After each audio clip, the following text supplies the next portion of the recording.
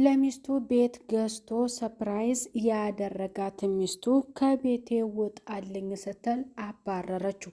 እባክሽ እዚህ አንድ ክላስ ስጭኝና እኔና አንቺ ምንም አይነት ሳንቀራረብ ለእኔ ብቻ አንድ ክላስ ስጭኝ፣ ልጃችንን የጋራ እናሳድግ ቢላት አልፈልግም፣ አመሰግናለሁ ቤት ስለሰጠኸኝ፣ ግን ይህንን ቤት ስገዛልኝ አንተ አብረህ መኖር አትችልም፣ ውጣና ተከራይታ መኖር ትችላለህ፣ እኔ ልጅ ላሳድግበት ብላ ሙጭጭ አለችበት።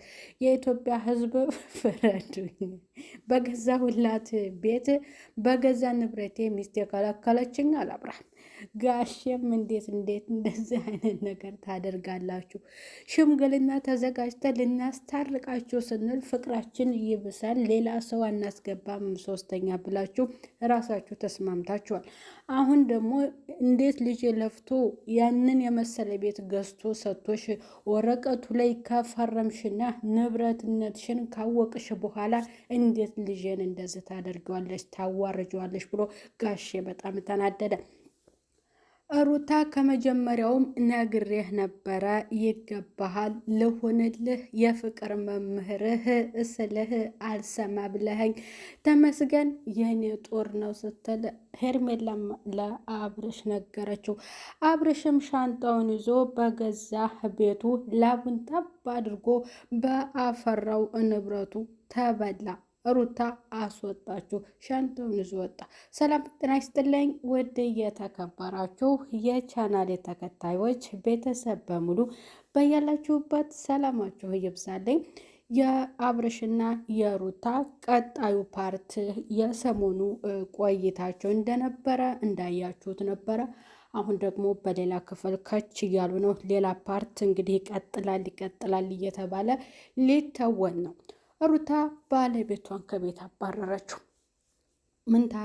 ለምን እንደዚህ ታደርጊኛለሽ ቢላትም በጭራሽ አይሆንም፣ እኔ ይቅርታ አብዬ እንትን ያልኩት ስጦታንም የተቀበልኩ በቃ እኔ ቅር እንዳለ ብዬ ነው እንጂ እኔ ንብረት ምናምን አጥቼ አይደለም አለችው። ተይ እንጂ እንደዚህ ማብለሽ እንዳትየኔ ፍቅር የልጄ እናት እኮ ነሽ ይገባሻል ብሎም ቢላት፣ እሷ ግን ልቧ ያው በመሄዱ ጉዞ በመራዘሙ ነው ያሰበችውና ከውሳኔ ፈንክች። አሁን እኔ ለልጅ አላንስ፣ ልጄ አባትም አያስፈልገውም፣ ችግር የለም አንዳንድ ቀን እየመጣ ታየዋለህ እንጂ እኔ እናንተ የኔና ያንተ ነገር አብቅቶልናል ብላ ለአብርሽ ነገረችው። አብርሽም ሻንጣውን ቀድሞ አዘጋጅቶ ልብሱን አጣጥፎ ነበርና እባክሽ እኔ ለስራ የሚመቸኝ እዛ አካባቢ ስለሆነ ነው የሚቀርበኝ ሩታ፣ እኔና አንቺ እኮ ምንም መቀራረብ ነገር እኮ አንፈጥርም፣ ግን ያት እዛ ክላስ እኮ ነው መኖር የፈለግኩት እያለ ለካሜራ ማሳይቷ። እሷ ደግሞ በቃ ወስኛለሁ፣ ተናግሬያለሁ፣ በዚህ ቤት ውስጥ የምንኖረው እኔና ልጄ እንጂ አብርሃም አያስፈልግም። አብርሃም ንብረቱን ሰጥቶናል፣ ንብረቱን ሰጥቶ ደግሞ ባለቤቱ ምን ያደርጋል አለችው። እንደዚህ ማለትሽ ነው? እሺ ከሆነ ፍላጎትሽን እንግዲህ ይሙላልሽ፣ እኔ ሌላ ቤት ተከራይቼ እኖራለሁ አላት።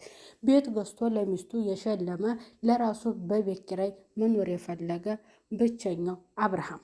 ጋሼ በጣም ተናዷል።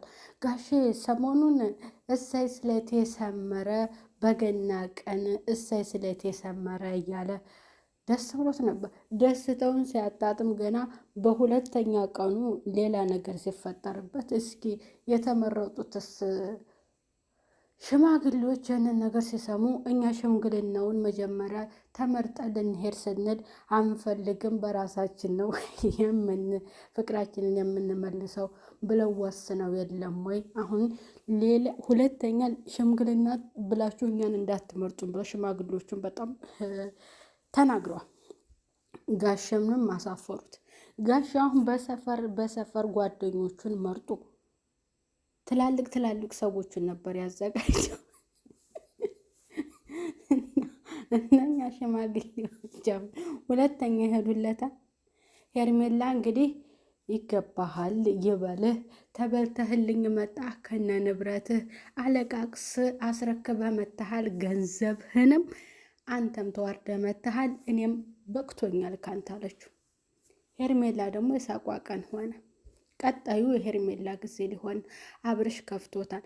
ሩታማ ንብረቷን ተቀብላ ፈርማ የግሉ አደረገች። በቃ ፏ ብትን ከልጇ ጋር ልትል ነው። አብርሽና ሩታ ደስ የሚል አሰራር ነው የሚሰሩት፣ ግን ዘና የሚያደርግ በቃ የሆነ ፋን የማይከብድ ስኬት ላይ ቁጭ የሚያደርግ በቃ እውነቴን ነው። አሪፍ ስራ ነው የሚሰሩት እና የሩታ ውሳኔ እንግዲህ ከውሳኔዋ ቢብላለች ማለት ነው። በዛው ነው ተብሏል። ሄርሜላ ደግሞ የምትለው ለአብርሽ ምን ትለዋለይ? ይህን የፍቅር መምህር ልሆን ህይወትን ትጎዳዋለች እንዳትመለስ ብለው ነበረ። ሁለቱ ታርቀዋል እያላችሁ በሁለቱ ተከታይ የተደሰታችሁ ሰዎች፣ ሰሞኑን በመጀመሪያው ድራማቸው ላይ ሩታን የጨፈጨፋችሁ ሰዎች፣ በአንድነታቸው የተደሰታችሁ ሰዎች፣ አሁን ሶስተኛው ደግሞ ፓርት ምንድን ነው? ሶስተኛው ለየት ያደረገው ንብረትን ለእኔ ያስረክበኛል፣ አታስፈልገኝም፣ ከእንግዲህ በኋላ ልጄን የማሳድገው እኔ እናቱ ብቻ ነኝ፣ ቤቱን ብትገዛልኝም አብረኸኝ መኖር አታስፈልግም ብሏል። አብርሽም እንግዲህ ፍረዱኝ ተበልቻለሁ ገንዘቤን እያለ ነው። የጋራ የሰሩትን ቢሆን ተበልቻለሁ፣ በቃ በገዛሁላት ቤት እኔ እሷን ለማስደሰት በሞከርኩት እሷ ደግሞ ጎዳችኝ፣ እቤት እንድኖር አልፈቀደችም ብሎ አለቃቅሷል ማለት ነው። ተበላ አብርሽ። ወይ ከፍቅሩ አልሆነ ወይ ከገንዘቡ አልሆነ ተበልቷል አብርሽ።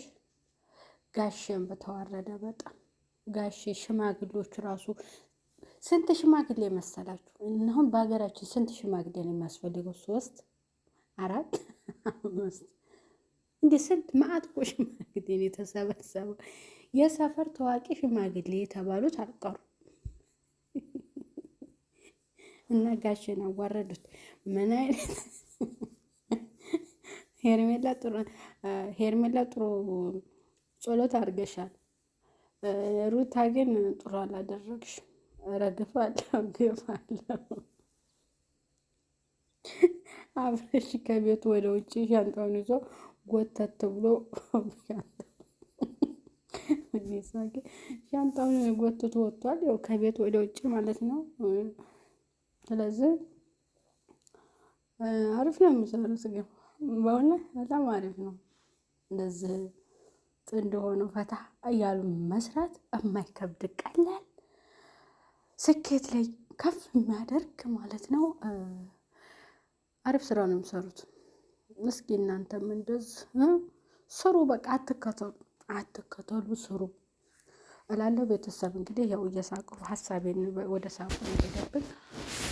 ሰብስክራይብ ያደርጋችሁ ቤተሰብ ሆኑ። ቀጣዩን ደግሞ እስኪ አክባስን ሳማ ቀጣዩን ዱቅና ቤተሰብ ደህና ነው። በቃ